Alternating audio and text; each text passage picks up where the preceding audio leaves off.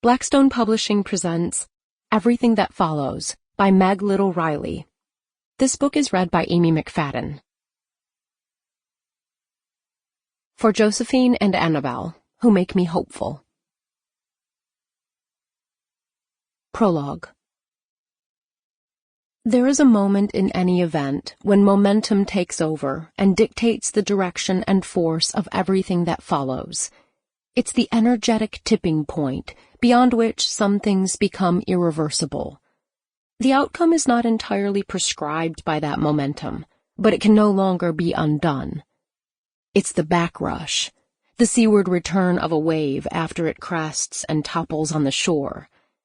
The strength of a wave determines the strength of its backrush, so even though we cannot know its precise path through the sand, there is no question about whether that wave will find its way back to the ocean. It is unstoppable by then, impossible to erase from history. Like every wave that has ever landed ashore, there are moments in our lives when the energy crests and we lose control. We're in the backrush.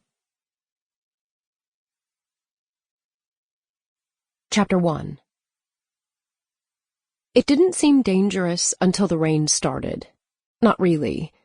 Until then, the evenings still felt largely unwritten and within their control. But as the fog changed to mist and then to hard, wet rain that soaked their boozy skin, the night started to get away from them. Doors were closing, options vanishing, and by the time Kat was being pulled by Kyle unwillingly toward the edge of the boat, the approaching danger was inescapable. Kat blinked the water out of her eyelashes. When her vision cleared, Kyle's face was just inches from her own.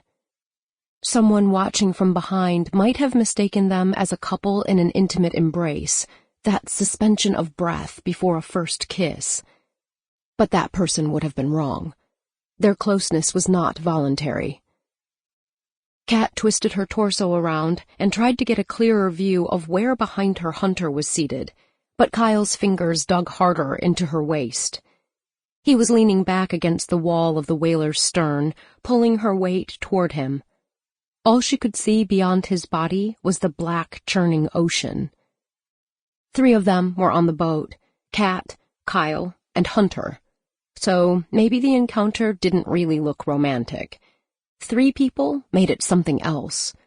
But what? Kat couldn't pinpoint. She twisted around again, trying to catch Hunter's attention, but it was useless. Hunter had passed. Sample complete. Ready to continue?